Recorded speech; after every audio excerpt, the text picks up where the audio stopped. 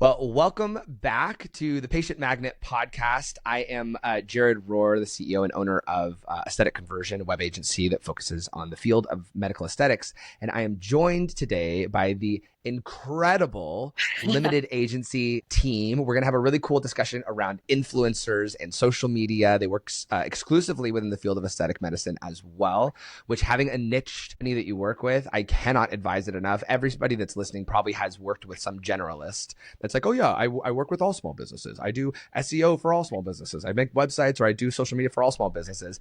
And universally, every time they don't know your business enough and you end up educating them for weeks until. So having a company like the limited agency that is niched into your space it creates so much more speed and momentum. So LT and Isabella, why don't you guys introduce yourselves and as well as introduce the limited agency? Okay, I'm so excited. I'm Lauren Taylor and Isabella, the CEO and founder of the Limited Agency. I'm Isabella. I'm the account manager and the director of influencer partnerships. Are the Limited Agency. We specialize in social media management for aesthetic practice-based businesses and practitioners. Amazing. And how long have you been in the industry for? It's been about 4 years now. 4 or 5. Yeah. 4 years. I met you through the amazing Sarah Balladaris, who we love. Love her. It's actually the first client we ever had in aesthetics. She helped Really? fall in love with it. Yeah. Oh my She's the gosh. And best. Sarah could make anybody fall in love with anything. She's the perfect introduction into this field. She's a wonderful shout out, Sarah, if you're listening. We love you. We love you. Very cool. Okay, so today we're going to be talking about influencer partners. So the Limited Agency is a social media agency specifically niched within the field of aesthetic medicine that'll help you grow your audience and most importantly, grow your conversions. Because as we all know, audience does matter. Obviously, volume does matter, but the right audience matters the most. So I imagine we'll probably talk a little bit about that today with social media partnerships and influencers. So look, I imagine every single person that is listening has the same exact look on their face, okay? Because I see it anytime I speak at a conference, anytime I'm on a panel, anytime I'm speaking with somebody about, oh, you should work with an influencer. Universally, there's a big old groan from the audience, and they're like, ugh, I've tried that before. I worked with an influencer. I paid them so much money, and they got me no results. I did blah, blah, blah, blah, blah, and then they never actually fulfilled on what I asked them to do, and blah, blah, blah, blah, blah. Or like when I was working with Shino, when I cut my teeth in the industry, Shino had influencers reach out to him that were like, oh, I'll be an amazing influencer for you. I have 5 million followers. And then we go to their page and it's like a mukbang page where they're just eating food in front of people as like their whole shtick. And I'm like, this is not the audience Shino wants. I don't care that you have 5 million people. It's 5 million 12-year-olds, that are like interested in whatever food you're eating. It's not the audience that we want him to be affiliated with. So I'd love for you to maybe dispel some of those myths around people having that initial fear of partnering with influencers. Why do you think that is, that people are groan the second that they hear that? I think people don't like working with influencers because they're doing it wrong. They don't know what they don't know. And we have a lot to tell you. The practice is doing it wrong or the influencer is doing it wrong? The practice. Yeah. There's a lot more that goes into this whole thing, which we're going to expand on, than just like picking somebody out of a crowd. There's a lot more research and a lot more like thinking in advance that you have to do. And that's why they're not successful, because they're not doing enough research before. Pre-planning. I see. Yeah, not enough pre-planning, maybe not enough, and not enough goals actually set of knowing what's a reasonable way to partner with these guys. So when it comes to selecting the right influencer or doing that pre-planning, what's a little mini checklist that a practice should have when they're considering partnering with an influencer? Because we're huge advocates of that over here at Aesthetic Conversion, is that we think that you should borrow the eyeballs of people that have the audience that you want. So if an influencer has 5,000 people that would want to come to your clinic, I'm like, borrow that audience. So what are some of those checklist items that you would advise that they have in the pre-planning process? I think you just have to be extremely crystal clear on what your goal is. As the med spa owner, as the solo injector, whoever it is, you need to be crystal clear on that goal to start out. So what is it? Are you wanting to grow your following on social media? Are you wanting to get some more patients in the door in general that'll maybe come in once and you'll never see them again? Are you looking to find patients that are going to be super loyal to you and come on their aesthetics journey with you and stay? Or, do you just want to sell some of your products because it's around Christmas time and you want to get some more foot traffic, so you have to figure out what that thing is that you really need and figure out what your goal is so you can select the right person to help you accomplish that. Because working with different influencers you're going to see different results. Of course. Yeah, and then from that, with the goal that you set, then it leads into like, okay, like what influencers are local to my area? Like what influencers kind of match that ideal patient that you're trying to target, and you find people similar to the types of people that you want to attract. Totally. Now, when it comes to those goals that they should be setting, what's a reasonable goal that like, and maybe we can go back and forth on this, on what are goals that you see people trying to be like, oh my gosh, I need this. You know, when you're like, actually, you should probably be going for this. Like,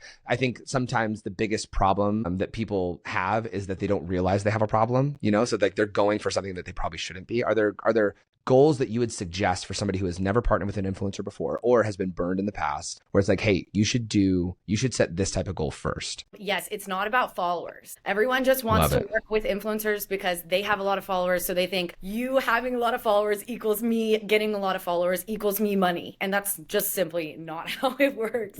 Like you need to be focused on your return all the way through. So like maybe consider working with a micro influencer who has way more engagement that could actually get you patients that will make you money, instead of just thinking that followers equals success, because it doesn't. Yeah. How big would you consider a micro influencer to be? So if somebody is considered micro, what audience size would you say that is? Micro is generally between 10,000 and 100,000 followers. And then what about somebody who has 5,000? What are they called? Nano.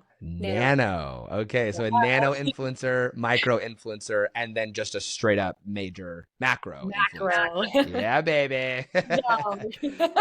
Do you advocate for partnering with nano influencers as well? People have even smaller than 10,000? Yeah, I think so. Especially because the smaller the creator, the more of the like cult following that they have. Community is there. So if like hypothetically there's an influencer that has 5,000 followers, like you said, and they are going to this specific med spa, all 5,000 of their followers are going to listen to them and be like, oh, I want to go there too, because I trust what this influencer is saying. Yeah, you still have to look at if you are going to work with a really small nano creator, you still have to look at their analytics and make sure that their engagement rates are good and that they don't just have, like a couple thousand followers that are people from their hometown. You need to make sure that they're actual like cult community, kind of like you said, and they're following along, engaging with DMing them, sliding up on their stories, all of that. So what are some of those check boxes where it's like, this is somebody who has a good engaged audience that I'm interested in? What are some of the things that you're looking at? Because it's not just follower count for sure. No, I really think follower count only matters when you're like selecting your goal. When you look at engagement rates, it's all in the analytics. So I think typically 1% to 5% engagement rate is like a good one, right? Yeah, it's a good general ratio when it comes to selecting your influencer. Okay. So you're selecting them. Go ahead. I was gonna say, like, when we say like engagement rate, it includes like how many people are commenting on your videos, how many people are sliding up on your stories. Like likes matters a little bit, but not really. How many people are sharing your stuff? How many people are saving it so they can go back to it? Like it's all in the analytic. Yeah. Yeah, I'm all about shares and saves. If I see shares and saves in my metrics, I'm like, oh, that mattered to them. Feels good. Yeah. What were we going to say, also, LT? Consistency of posting too. Like you want someone that's going to be like constantly active on social media so that their community is just engaging around the clock. 100%.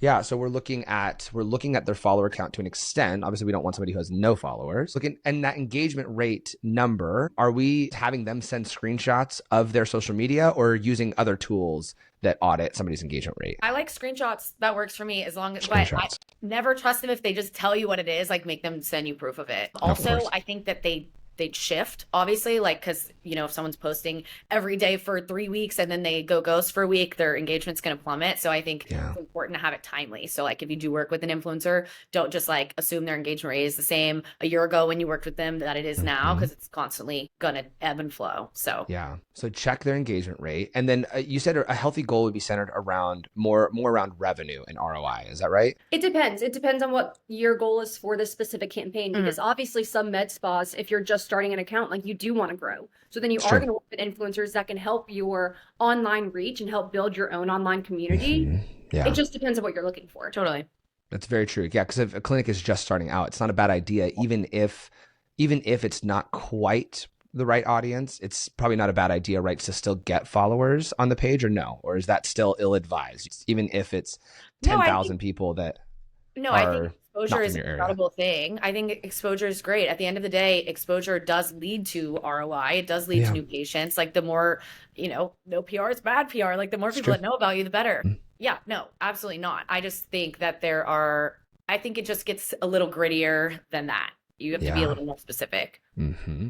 Now, one other note, and then I'll go into another area of this when it comes to selecting. You talked about, Isabella, locale and where they are. Are you able to audit where their audience is right out from Instagram, or do you have to use other tools, or how do you determine, man, these are people that are I'm in Orlando, so how is it that I'm going to help drive actual people from Orlando to my clinic? How do you determine that with a influencer? Yeah, so starting off, when you select the influencer, we can just use Orlando as the example. You find an influencer that's based in Orlando specifically, because more likely than not, most of their audience will also be in Orlando. But with those screenshots that we were talking about earlier, a lot of the times you'll get screenshots of their age, their location, gender, everything that appeals to the type of goals and campaigns that you're looking for. You can even see it down to the city too. Like it all comes down to like getting those analytic reports from them or screenshots of them. Like it'll tell you like different areas surrounding areas around Orlando. If they have multiple states that their audience is in, like it tells you all that.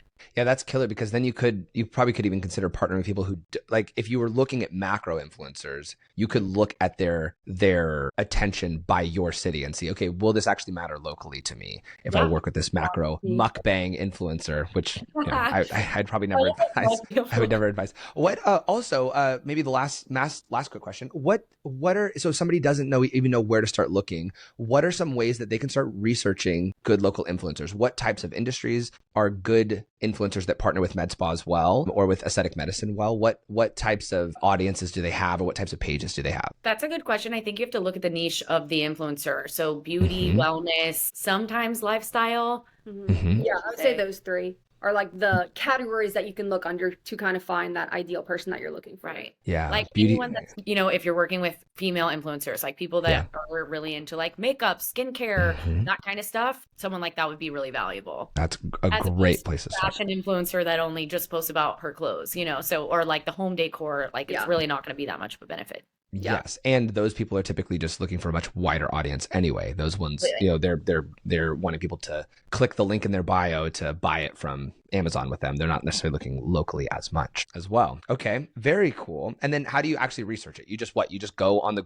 Instagram search bar and say, great influencer. Instagram is Google to me, the search bar. So is TikTok. I just keyword search. Like most of the time, I feel like influencers will have the most keyworded SEO focused bios on the earth. So it'll say like, Orlando based influencer in their bios. When you Google it, come up. Yeah. Okay. So if me locally, I could say Orlando based beauty influencer, and then see 45 people pop up, look at their audiences and see, oh my gosh, this person has 4,000 people in their audience, 6,000 people in their audience. It looks like they've got good engagement. Maybe I'll send them a DM and see if they'd be interested in. Yes. And I also think I would honestly say start with TikTok. TikTok is probably better for like exploring and like finding new people. And then once you do that, then it'll connect you to a bunch and you can go look at their Instagrams. Yeah. I mean, they've only got 4 more days until TikTok is. Don't tell me that. It's gone forever. It's gone forever. I don't know. I don't know if it's going to go away. Right now. We'll do you think it's really going to go or no? I find it hard to believe. I'll believe it when I see it. I think that's a great. It does. I don't think it'll be for long. It'll be back. Yeah. Or it'll be back in some other form. Or another form, but I'll believe it when I see it. Yeah. I mean, Vine was like Armageddon when that thing went away. So, I mean, it could be. Well, we'll see. R.I.P. We'll see. Vine, we'll see. We'll stay tuned. Yeah, that's a really great tip. Searching in the search bar for influencers within niches that you can start just DMing and reaching out to and connecting with, seeing how they do, or even just following them for a few weeks and seeing like what kind of content are they posting.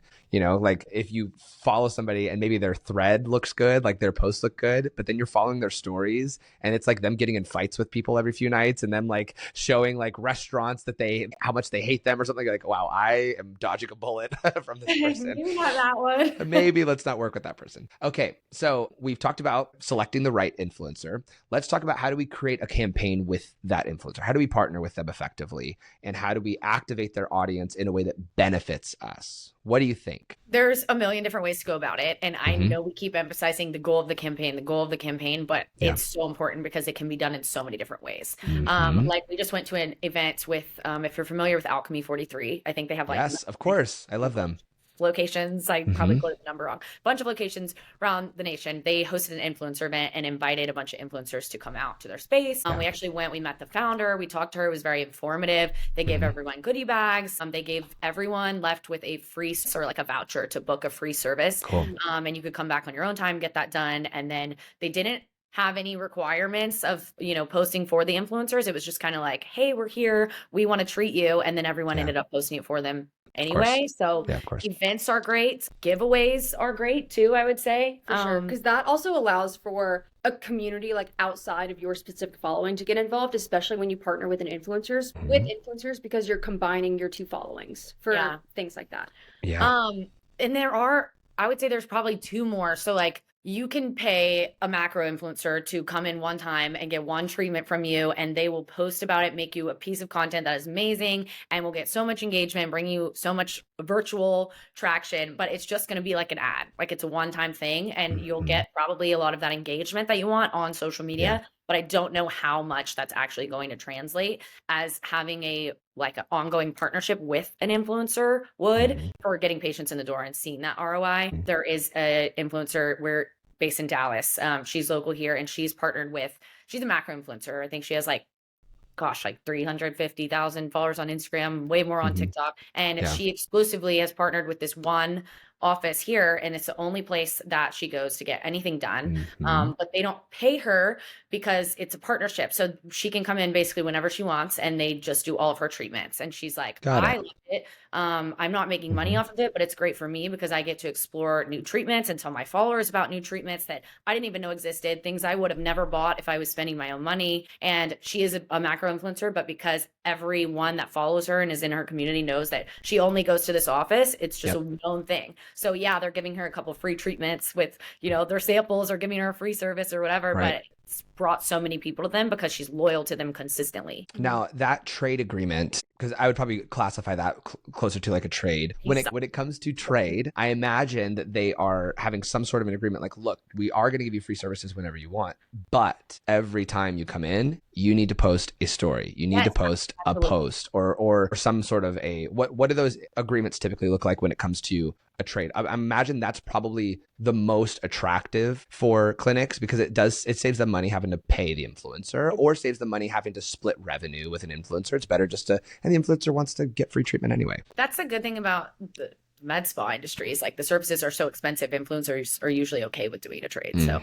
yeah. But yeah. What does that agreement typically look like? So when they say what should they hold the influencer accountable to as far as what their action items are? It depends. With the whole ad, the one-time ad that we were talking about earlier, there's more specific guidelines with that kind of content because they are paying out and there's just more of a risk with the investment that they want to make sure that the content looks exactly how they want it to look. With this long-term partnership situation, since this specific influencer, since she's going back to the same clinic every time, she's able to organically just incorporate it in her stories and her feed, and it just goes along with her lifestyle type content. So the med spa just understands, it's a mutual understanding. They know what they are going to get out of it because the influencer just continues to organically incorporate it in her feed. Yeah, I think it's really natural. It's just little sprinkle marketing. It's not so, hey, in your face, this is an ad. I went here, they gave me free stuff. Of course. All of them. It's hey, no, I actually go here and I'm posting this big day in the life video, and this is a part of I'm going to see my favorite injector. Same with putting it on their stories, things like that. You can make it specific. I always stress the importance of contracts for everything. Yes. But so if you want specific guidelines, every time they come in, they have to post a couple stories that, you can do that. But I think, like you said, just mutual understanding of incorporating it. Yes, because there is a deliverable on the clinic side where it's we are giving you there is a deliverable on we're giving you a free service. Yes. So yeah, it would be interesting to at least have some sort of a minimum delivery where it's okay, great. Then a post or something needs to be pushed out to your audience. It could be vague where it lets the influencer be a little more creative with how they display it to their audience. But most 9 times out of 10, they want to post about that anyway. They want to brag about going to a high-end med spa. They want to brag about having this luxury experience, whatever it is. I imagine oftentimes the influencers they're looking at that as a chance to show off anyway. So very, very cool.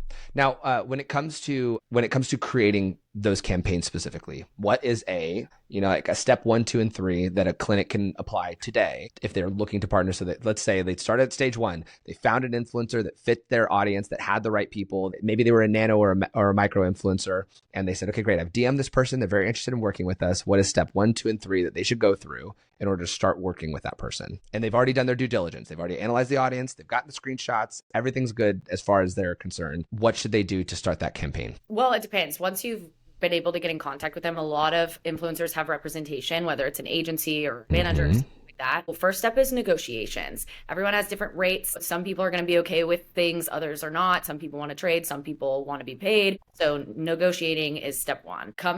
Figuring out what those terms are going to be and then putting them in a contract, getting them to sign it is step two. And then you're golden. Then have them come in and give them the best treatment of their life.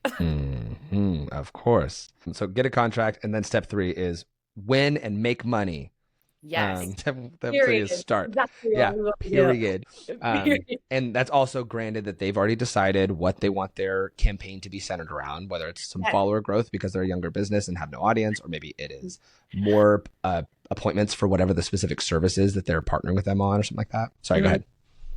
No, yeah, I agree. I was just listening. I was sorry, my wheels turn. I get excited. I love it.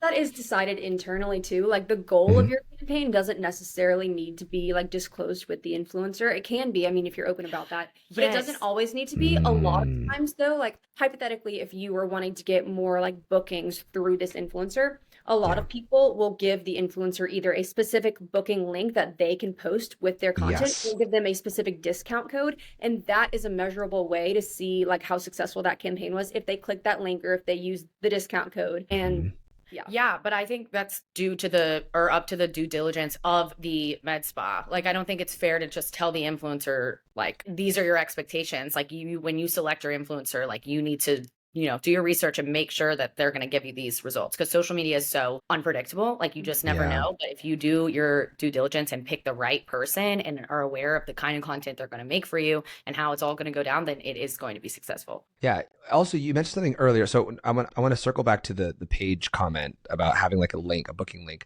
But you also mentioned earlier that a lot of influencers have agents. Is it better to just go through an agent ever to be like, oh, hey, do you have a person for this that we can, or no? I wouldn't say better to go direct. Really, I mean, it's great. I mean, there are definitely pros to working with an agent because it's easier a lot of times. But I don't know. There are some like micro and nano influencers that manage themselves really well. That's true. Regardless, like an agent's just going to solidify things that like you're already going to have to do, like contracts and deliverables and timeline for payment, all that kind of stuff. But people will do that on their own as well. Just make sure, like I said, you're doing your due diligence to make sure all those boxes are checked. And then would you advise that on the discount code of the page? Are you like, that should be something that you give your influencers, or is that just an option that some people can have if their goal is revenue and bookings? I think it's a good trackable metric. It's a good way to see if they're actually sending people to your practice. Yeah, 100%. It's trackable. And then also it's a way for that influencer to make some sort of income with the collaboration if you are just doing like a trade for a service, because that discount link they can make commission off of That's it. true. Yes. Yeah, so I was thinking of that too. If you were to partner with like a national influencer, so maybe a macro influencer that had 300,000, 400,000, 1 million followers or something like that, 1 million, and you give them maybe you have a skincare store in your clinic where you can do business globally, or at least nationally. And you say, okay, great. We're going to give them a treatment and it's going to feature CE Ferulic by SkinCeuticals or something like that. And then give them some sort of a special discount code where they get 20% off CE Ferulic from our store. And then maybe you could run something nationally if you were trying to build a skincare brand, and then get the contact info of those people when they make those purchases. So you at least add value to like your email list or something like that.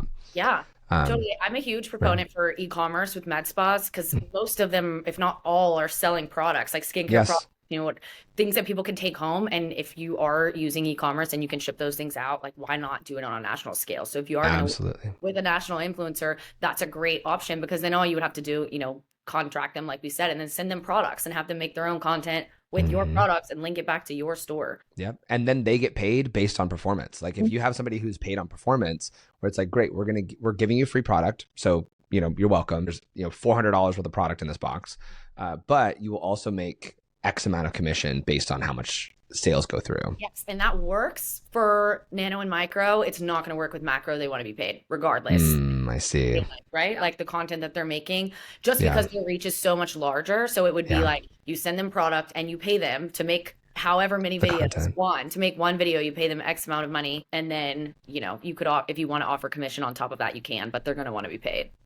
I see. Yeah, depending on what they'd be paid, I'd imagine Yeah. you might rescind the offer of commission if it's like, well, we're paying you, 20 grand to do this whole campaign. Come in. Yeah, Like, I know. This is why we need somebody like the limited agency between us and our influencers. I know, to fight for us. Okay, so now we talked a little bit about ROI, but what's a healthy expectation for a clinic? I think oftentimes they will partner with an influencer, and probably part of their bad taste in their mouth is that the results weren't what they expected. Partially, the problem is probably expectation. So what are some like healthy expectations that people can say, oh, okay, if you're going for, and you can use some hypotheticals here. If you're going for a nano influencer that has 5,000 followers, you can expect this type of growth if you're doing it well. I think if you're not losing money, then like there's really no risk. So if you're trading for a service with a micro influencer that has a super engaged audience, like it's hard. I mean, it's never guaranteed. It's never going to be, because social media is so unpredictable. So it's hard to say, hey, this is only worth it if you bring me 4 new patients, because they can't control that and neither can you. And your first partnership might yield none, and your second might yield 8. Where it's like, okay, great. Well, we evened out to 4 per engagement. Sorry, keep going. Yeah. I guess a good measure of success in that regard is quality of content that you can like use for your own like marketing avenues. Like if you have an influencer that makes an incredible video and they sign the contract, like you can use it as an ad, you can use it for your organic socials, you can use it in an email blast, like you can use it for all of your own personal marketing revenues. And that's like taking work off of your plate, I guess. Tell them what we were talking about yesterday about the boosting. Oh, yeah. I thought this was so interesting. So more specifically on TikTok, influencers will do a partnership with a company, and then the company will be like, we loved this video so much, like we want to boost it. Can you send us your ad code? So there's a little code that you'll email them, and then the company can go into your video and pay to boost it and run it as an ad on TikTok. Oh, that's a great option if maybe it didn't perform well, because you do have this incredible piece of content that you're like, well, what do I do now? No one came in from it. Pay to boost it. Yeah, and you're like, this should have worked. You're looking at it, it's like it's checking all the right boxes. Like it's great engagement. It just, for whatever reason, the algorithm was not on our side that day that it was launched. But you still have it, so run it as that. Give it another. Yeah, you can pay. And what you run it directly from that person's page? You don't just take the content and rerun it as an ad yourself? You could do both, but in this specific scenario, you boost it straight from the influencer's page. Are there major benefits to that as far as reach goes? I guess you're putting it out to their audience. You're pushing it to more of their people. It seems more credible, I think, because it's coming from them to a community that already trusts them, and to other people. It's just more, it seems more organic than like if the med spa is going to run it, because then it's just an ad. Yeah, that's an excellent idea. What a sneaky little trick. How fun is that? Can you do that on Instagram as well, or it only works within TikTok's like ecosystem where you can send a link to pay what X, Y, and Z? It's definitely possible on Instagram, and people do it. I just see more success on TikTok with it. Very interesting. Very interesting. Okay, so we talked about cost, we talked about return on investment, and we talked about how to select your influencer. We talked about choosing the right influencer, creating an effective campaign with them. We talked about a lot of great things. We've been yapping. Now, I love it. I love it. Now, before we wrap up, I want to talk about some potential pitfalls that people might fall into. What are the things that you see very often? You're like, oh, why'd you do that? That could be as simple as you picked the wrong person. But are there other things too, where it's like, oh my gosh, so many influencers put this one line item in their contract, and it is not good. You always have to ask them to get rid of whatever it is. I don't know if there's little things that are on your side that we need to know. Not contracting. I don't care if they're your patient. I don't care if they're a regular of yours and you trust them. Do not trust them. Contract everything. We've done work on representing the influencer and representing the med spa. We've worked on both sides of this, and we've seen it every way around. There have been times where, someone gets set a product on the contingency that they make X amount of videos with this product and post them by a certain date. So we have it done before the holidays so that we can use it to run ads, to push sales, to drive revenue, blah, blah, blah. And then the influencer doesn't get it done in time.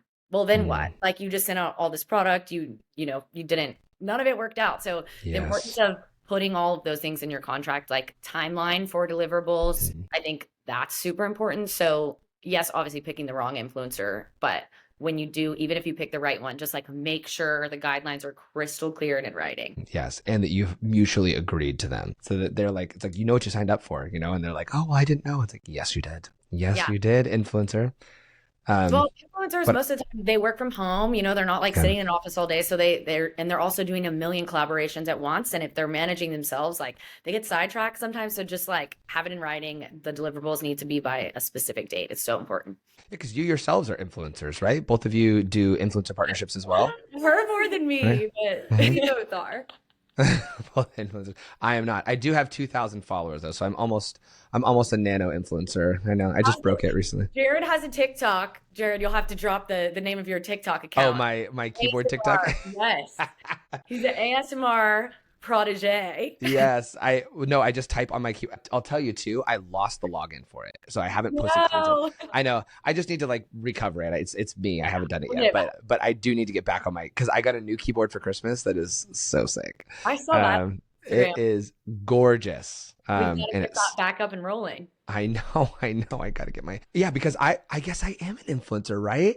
Because that's right. Because a company sent me a free keyboard in exchange for a review. Oh my gosh, I completely forgot. There you go. I completely forgot. You'll be monetizing it before you know it. I know. I'll be making a YouTube channel for them. It'll be awesome.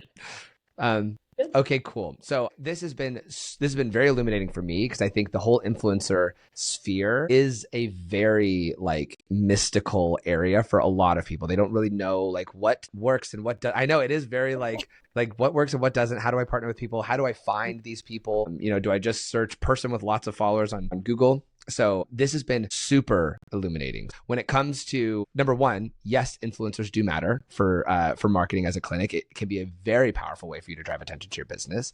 Number two, selecting the right influencer. You just look for people within your niche that have your audience and use TikTok and Instagram like Google. Straight up search beauty influencer in my city name and then look through some of the people that you have, or look up fitness influencer in my city name and then look up some of the options that you've got and see if somebody latches on with your vibe. Then create an effective campaign so that you can partner with this influencer. Okay. Measure ROI through whether it's bookings, whatever metric for success you personally need for your clinic, because it'll vary for everybody. If they're new, they might want to just measure it in followers. If they're established, they probably want to measure it more in bookings, or it could just be in brand recognition. And contract with your influencers, because you will be doomed if you don't. Did I get all of that right? Is that right? Yeah. Okay. Now, what if somebody says that's way too much work? I would rather just have somebody do this for me. Is there an agency in the room with us that can? I don't know. There might be one. Okay, so if the people that are listening or watching, I guess Spotify has a video now. So if people are listening or watching, what's the easiest way for them to reach out to you guys and say, look, I need help getting an influencer for my, or even just managing my social? Follow us on Instagram. It's called The Limited Agency. All one word, all lowercase. We have a link in our bio where you can book a discovery call with us. So if you want help with social media management, if you want help with, working with influencers, or just a discovery call to see you don't even know what you need and see how we can help you, you can book through there and we will talk to you.